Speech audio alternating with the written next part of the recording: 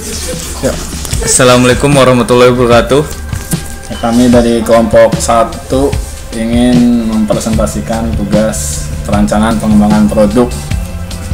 Produknya apa nih? Ini produknya kita lihat Pakan burung lovebird ya. Ini latar belakangnya bisa dibacakan dengan Bapak Diki. Silakan Bapak Diki ya. Yes.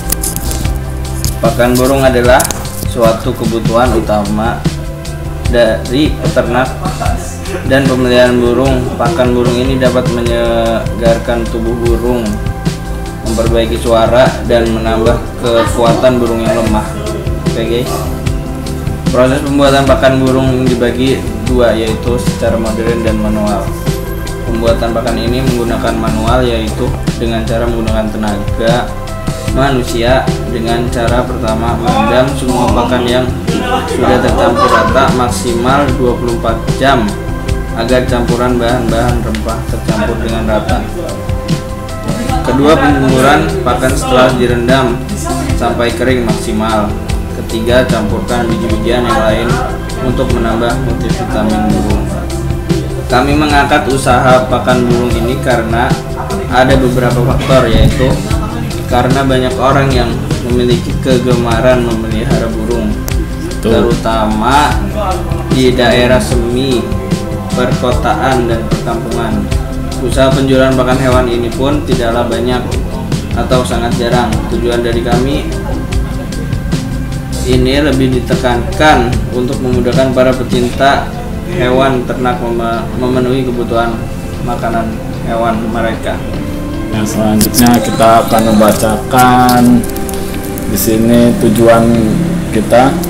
Adapun tujuan kami membuat produk ini adalah pertama, tujuan pembuatan pakan ini untuk memenuhi kebutuhan biji burung. Yang kedua, untuk menjaga stamina burung. Yang ketiga, untuk membuat burung semakin sering berkicau. Yang keempat, menambah pengalaman dan pengetahuan tentang berwirausaha. Yang kelima, menjadi mahasiswa lebih kreatif dan inovatif tentang berwirausaha. Sini kita menempatkan segmen pasar barunya. Yang pertama itu melakukan riset untuk mengidentifikasi target pasar. Kedua, mengkelompokkan target pasar. Ketiga, membuat rancangan strategi yang relevan untuk mempromosikan produk. Keempat, coba dan evaluasi. Dan selanjutnya itu menetapkan pelanggan. Pelanggan yang kita tuju sementara yaitu yang pertama itu yang pasti pria ya, kebanyakan pria yang suka burung ya kan.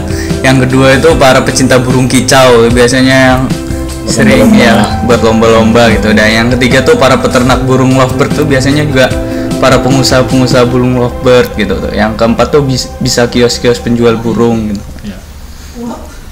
Di sini ada langkah-langkah pengambilan data pelanggan. Yang pertama, mengidentifikasi tujuan awal pembuatan produk. Yang kedua, mengumpulkan data dari pelanggan baik secara wawancara ataupun observasi. Yang ketiga, mengelompokkan kebutuhan pelanggan. Yang keempat, menganalisa hasil produk. Ini menentukan instrumen pengambilan data pelanggan. Beberapa metode pengambilan data pelanggan adalah: 1. Wawancara, 2. Observasi, 3. Melakukan kuesioner. Proses pengambilan data pelanggan. Ini kita sudah ada pelanggan yang beli produk kita. Beberapa fotonya ada di sini. Ini ya kuesionernya kita. Seperti ini kuesionernya. Nanti bisa dilihat di layar. Ini ada data rekapitulasi kuesioner. Kita cuma 8 orang doang ngasih kuesionernya. Di sini ada nilai-nilainya, nanti bisa dilihat. Nah, di sini data voice of customer, bahan, manfaat, Dan pelayanan. Bahan itu dibagi menjadi dua. Yang pertama tuh campuran bahan yang bagus dan lengkap dengan berbagai bahan. Nah, yang kedua itu manfaat ya. Manfaat itu dibagi menjadi dua, burung menjadi sehat dan bergizi dan membuat burung berkicau. Dan yang ketiga itu pelayanan, waktu penyajiannya cepat. Ini tampilan produk awalnya sebelum kita kemas. Seperti ini. Ya. Ini metric host of quality. Bisa dilihat di gambar nanti. Ya. Ada A, B, C, D, E, F. Nah, ini penjelasannya bagian A. Bisa Bapak Diki membacakan. Bagian A berisi daftar mengenai kebutuhan konsumen, yaitu customer needs, karena kebutuhan pakan burung di dalam keseharian, dan untuk lomba ini sangat signifikan atau banyaknya konsumen yang memerlukan pakan ini untuk daya dongkrak stamina burung. Bagian B berisi metrik perencanaan atau planning metric, yaitu berisi informasi mengenai data kuantitatif pasar, menunjukkan kepentingan relatif dan kebutuhan konsumen, strategi pencapaian tujuan untuk produk atau jasa baru, perhitungan ranking kebutuhan konsumen. Bagian C itu berisi tanggapan teknis, yaitu berisi informasi mengenai tanggapan teknis perusahaan, merupakan gagasan produk atau jasa yang akan dikembangkan. Biasanya gambaran tersebut diturunkan dari customer need pada bagian pertama HOQ atau disebut hak quality. Dengan adanya permintaan produk ini, kami akan membuat produk yang lebih bagus lagi agar konsumen semakin puas dengan produk kami ini. Bagian D berisi hubungan atau relationship, dampak tanggapan teknis perusahaan dengan kebutuhan pelanggan. Pada bagian ini menggunakan metode matriks prioritas atau the prioritization metric, berisi mengenai keputusan tim kerja terhadap tingkat kekuatan hubungan masing-masing elemen antara tanggapan teknis perusahaan dengan kebutuhan konsumen. Teknik dari perusahaan produk pakan ini sangat memikat sehingga konsumen ingin menggunakan produk ini dan menjadikan kebutuhan sehari-hari.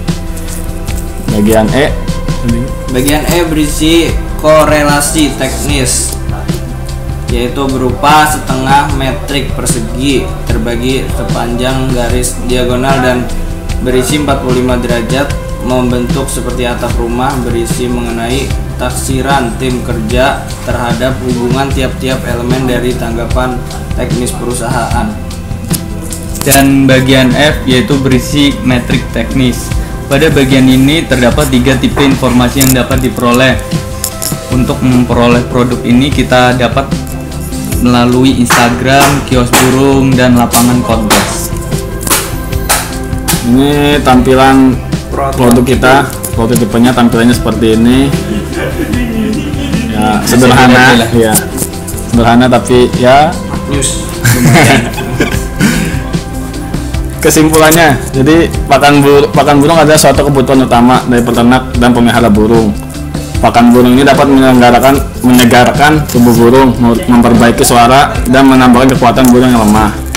Tujuan kami membuat produk ini adalah tujuan pembuatan pakan ini untuk memenuhi kebutuhan gizi burung, untuk menjaga stamina burung, membuat burung semakin sering berkicau, menambah pengalaman dan pengetahuan tentang berwirausaha, menjadi mahasiswa yang lebih kreatif dan inovatif. Kami mengangkat usaha pakan burung ini karena ada beberapa faktor, yaitu karena banyak orang yang memiliki kegemaran memelihara burung, terutama di daerah semi perkotaan dan perkampungan. Usaha penjualan pakan hewan ini pun tidaklah banyak ataupun sangat jarang.